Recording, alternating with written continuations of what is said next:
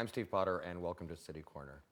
Well, back before there were billboards or radio and TV commercials, there was the painted ad, and a new book captures, I guess, really a bygone era, what's left of it. Fading Ads of St. Louis is the latest from William Stage, who joins us now. Hi, William, welcome to the show. Thank you. This has been an ongoing project for you. Let's set it up a little bit, though. When you're talking about fading ads, you're talking about the way we used to advertise, 100 years ago, 100 plus years ago? Right. Painting commercial signs on the sides of brick buildings was one way to get the word out, but it was a very popular way.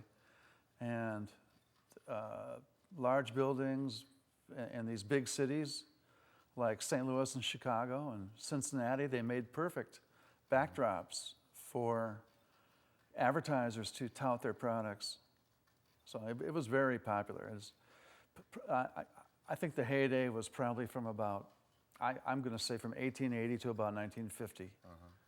And so what you've done is you've really documented these things, because you call them fading ads because literally that's what's happening to them. They weren't really made to last. And the ones that are still here, of course, have been up on a wall for 100 years. Right, in various phases of being faded away. And there are two types. The one type that's just always been there, fading away a little bit every year, and then another type that some, for one reason or another, got covered up. Like they built a building next to it or something. Right, got covered up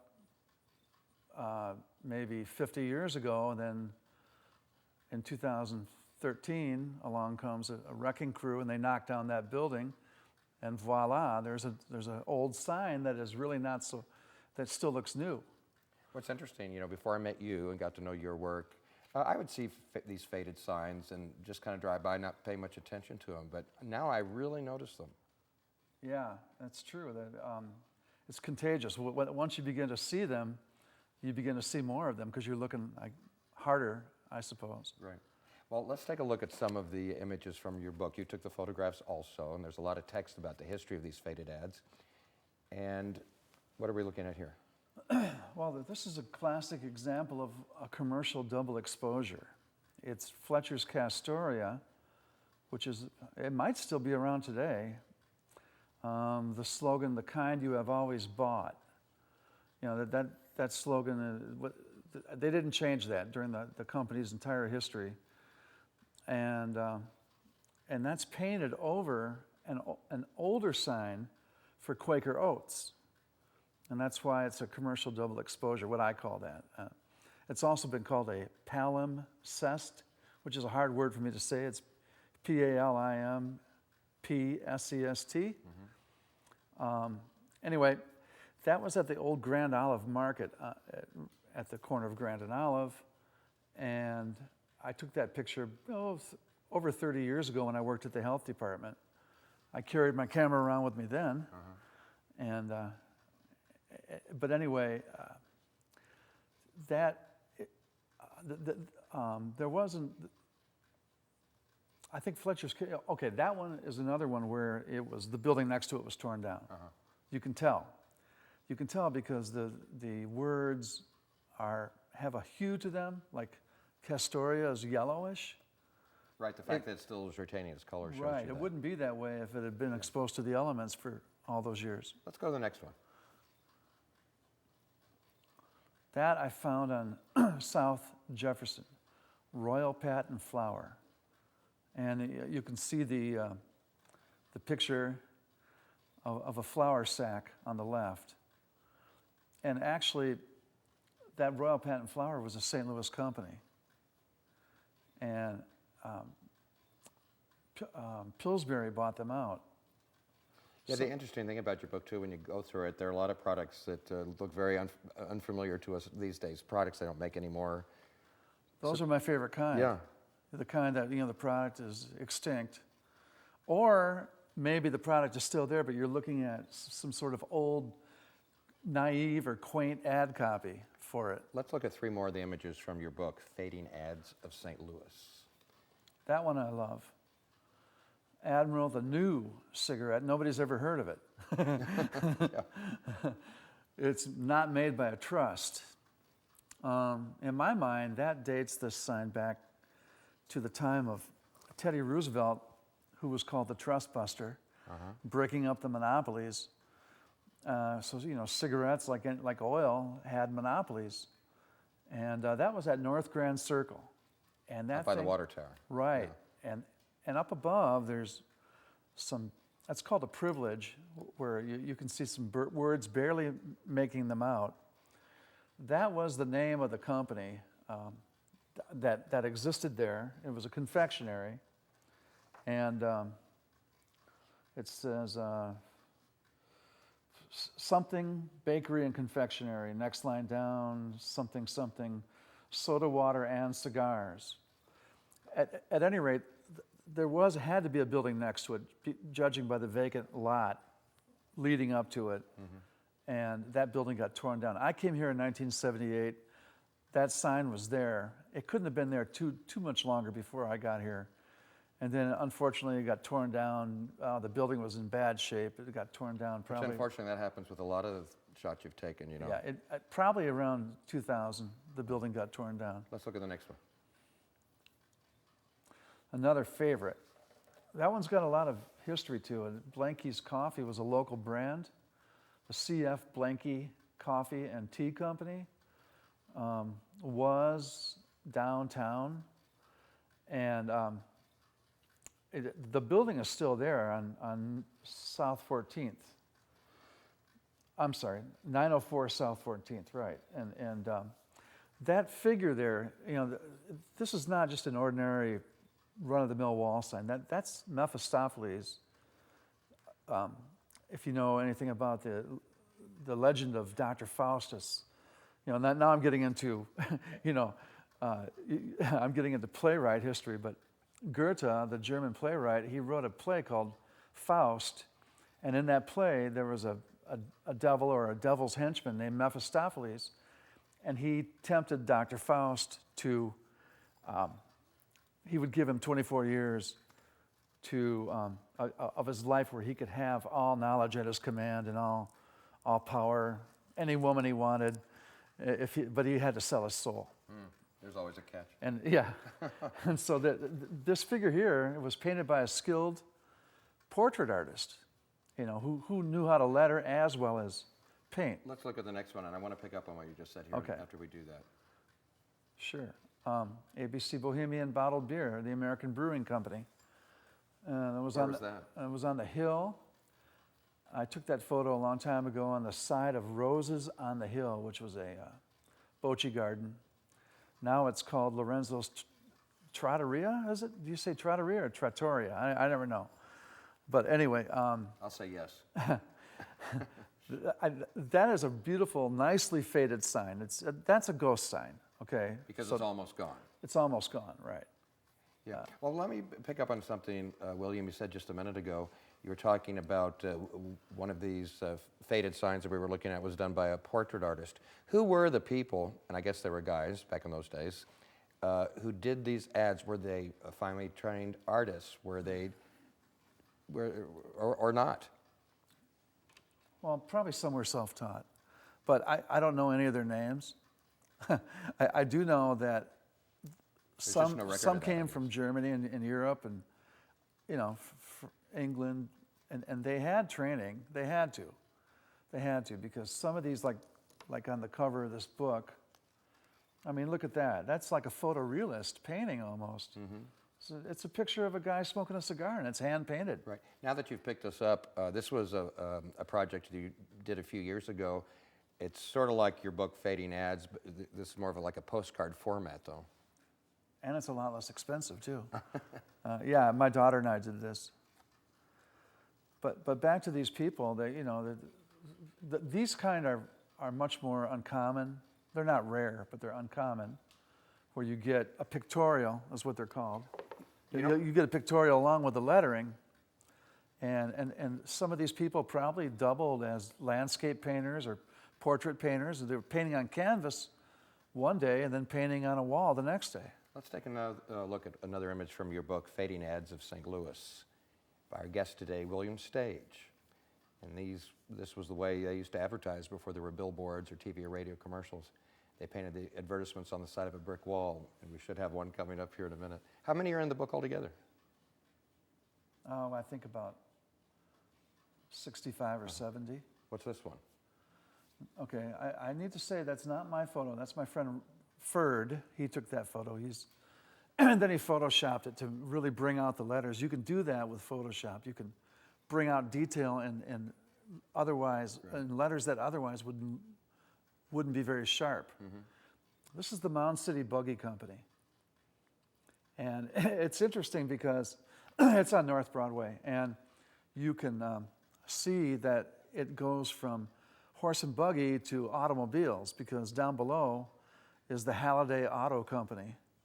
And it's a sign for pistons. They make piston rings. Mm-hmm. And up above, at the very top, on that strip, it's the Mound City Buggy Company, which is a horse and buggy manufacturer. And they were both in the same building at different times, I think. I see. But they might have been the same company. Yeah. They could have easily transitioned. Yeah, what's really, I want to make a point about your book too. It contains all these great photographs, but there's a lot of text in there explaining things like we're talking about now, the history, and it's really fascinating. Yeah, so, thank you. We need to take a break, but we've got more from the book and more things to talk about when we come back. Our guest is William Stage, Fading Ads of St. Louis, and we'll be back right after this.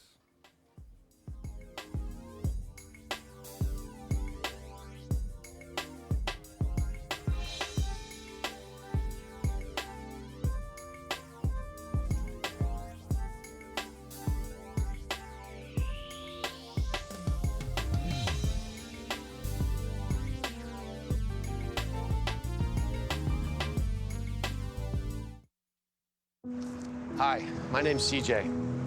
A few years ago, my father became seriously ill. I did what I could do before he passed, but it took its toll. I lost my job, my house. I'm getting back on my feet, but I don't know when there'll be food on the table. How'd I do, CJ? We could be twins. Well, cousins, maybe. Play a role in ending hunger. Visit feedingamerica.org/hunger and find your local food bank. If you drive buzzed, it could cost you around $10,000. You'll face major legal fees, major fines, and steep insurance penalties. You could lose everything. Nothing kills a buzz like getting pulled over for buzz driving, because buzz driving is drunk driving.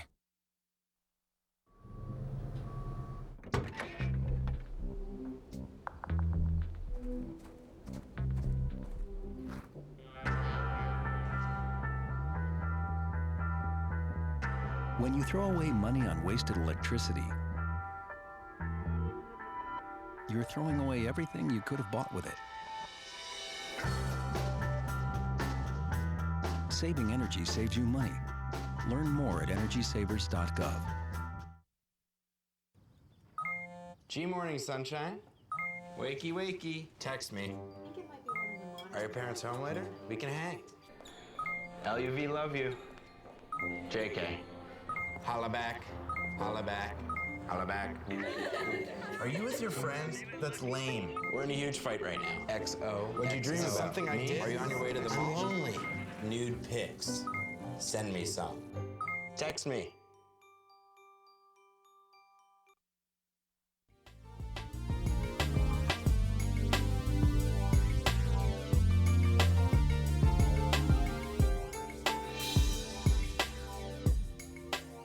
I'm Steve Potter, and welcome back to City Corner.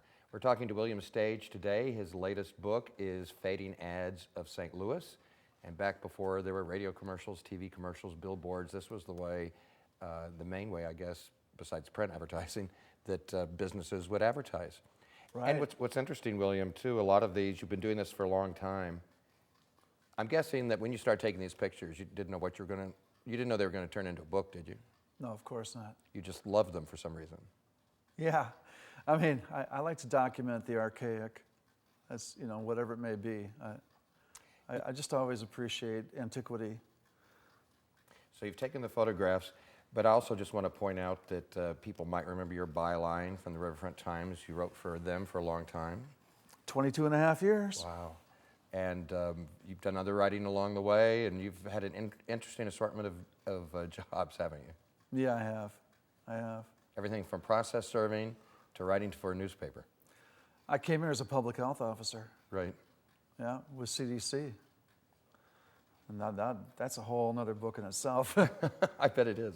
We'll get to that. Let's look at a few images from your new book, Fading Ads of St. Louis. And we have some things that you brought along that we want to talk about. So, what are we looking at here, William? Oh, that one is, that's interesting. It's Sarasota flower. We've got a few of those here in the area. That one is a beautiful portrait of the, I guess he's called the Sarasota flower boy. And he's got a large knife. He's cutting a loaf of bread. What's interesting about that is that I did not take that picture. It was sent to me. But it came from Collinsville. And it's inside of a building. And what happened was that it had been on the outside. And they moved it.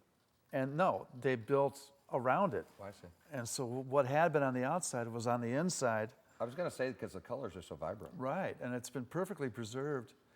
It's at the time it was sent to me, which was a while back, probably 15 years ago. It was it was the interior of a dance studio over there, and there are all kinds of trading cards that show that same image. What's this? Coca-Cola relieves fatigue. Is Sold that everywhere. the caffeine? And I don't know if you can see it right now, but there is a 5-cent sign. So at the time, which was the turn of the century, 2 centuries ago, it was a nickel a bottle. And it relieves fatigue. That they have that on there because, I think you know why, because back then, supposedly, Cocaine, right? it had a coca extract. Right. And I don't know if anybody can really prove that, but it's common belief. Right. And so relieves fatigue. You know, that slogan, I talked to an archivist. I think it left the Coca-Cola U-Verse around 1907. So that sign definitely is very close to 1900. And all these were taken in St. Louis. What's this one? No, I'm sorry. That last one was Belleville. Oh, Belleville. Okay, right. Oh, wow. Now, this one is a very old Quaker Oats taken in Midtown. That is the hand of the Quaker holding a box of Quaker Oats. And the whole feeling of the image is like a Grandma Moses painting, kind of a primitive folk art style. And that one, too, is quite old. It's got to be, I'm thinking between 1890 and 1905. Let's go to the next one. And that's long gone. This is what I call a three-dimensional business card. It's J. Selman Taylor on Grace and Potomac. You can still see the vestige of it. Cleaning, pressing, something else. I can't read. But it's just, there were a lot of wall signs like that where the merchant or the business owner just wanted the world to know his name and what he did. Let's look at one more. The Bird Hospital, formerly at 3109 Olive in Midtown. I don't know much about it, but it says experimental canary feeding station, for one thing. What does that mean? I don't know. I think it's open to interpretation. And it also says birds boarded and cared for.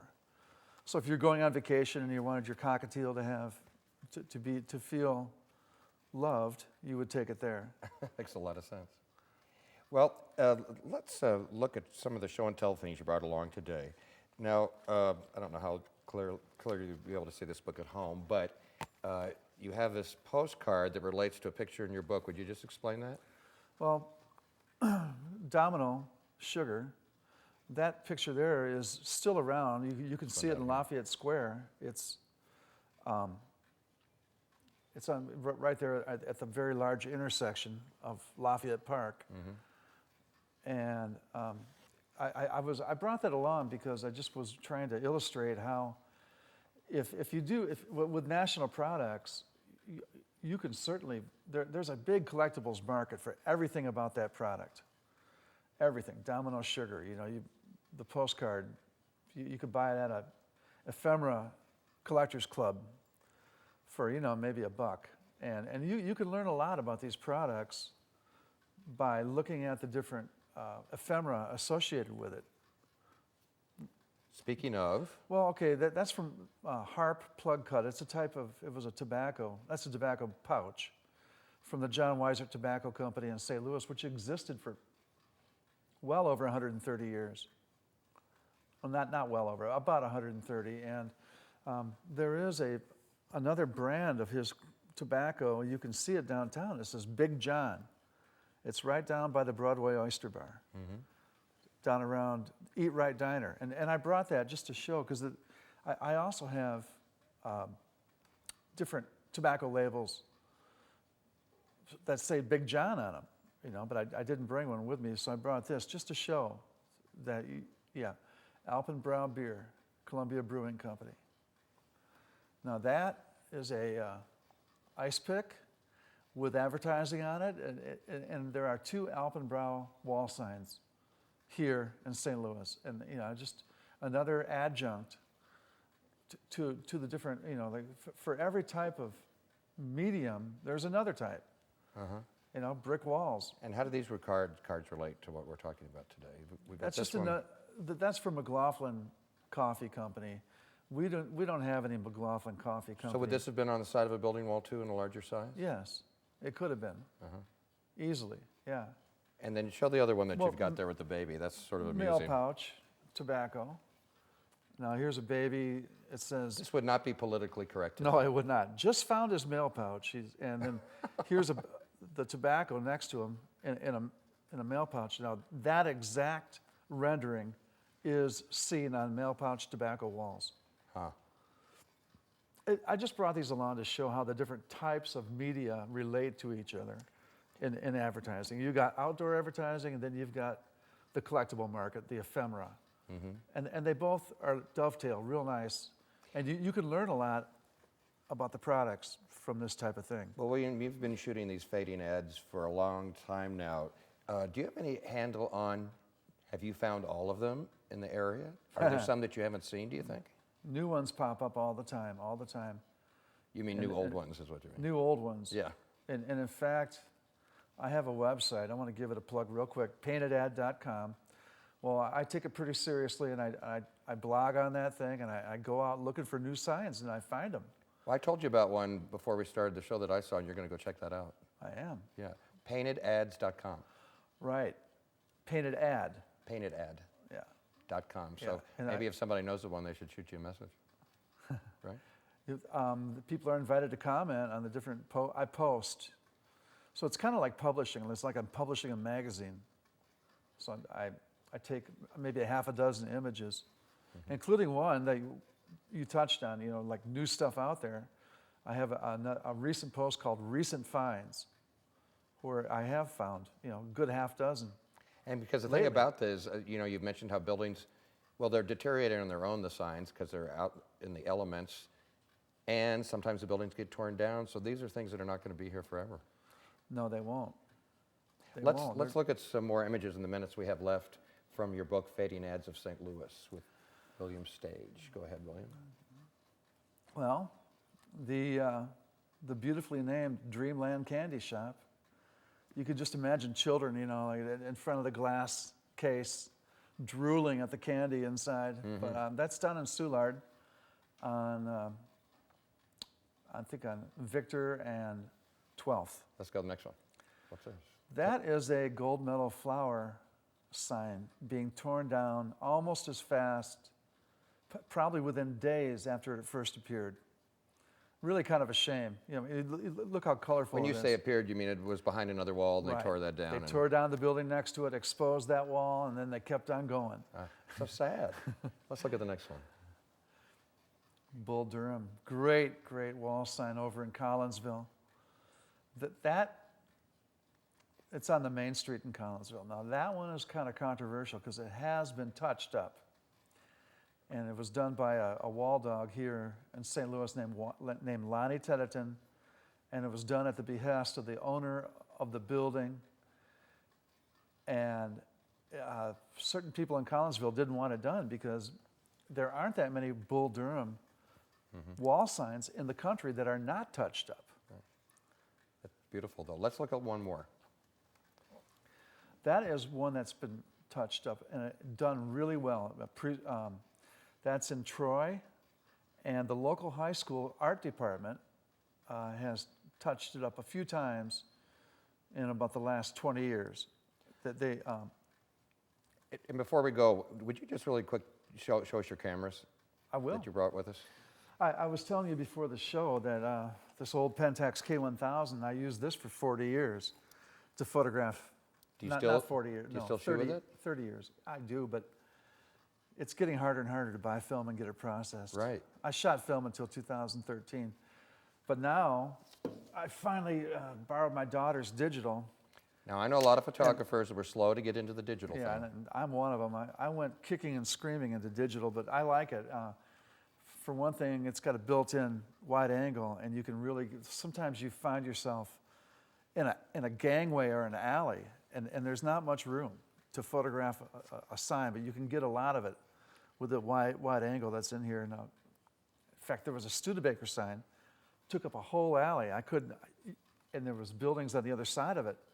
I couldn't get far enough back to Well, I want to remind people about your website again, your blog. paintedad.com. So, well, I want you to keep doing what you're doing. This has been an ongoing project with William Stage, Fading Ads of St. Louis, documenting really a bygone era. And it's an interesting book, beautiful photographs, and I just love it. And thank you for taking the time to join us today. Well, thank you for having me. I'm Steve Potter, and that's it for this edition of City Corner. Thanks for watching. We'll see you next time. Bye.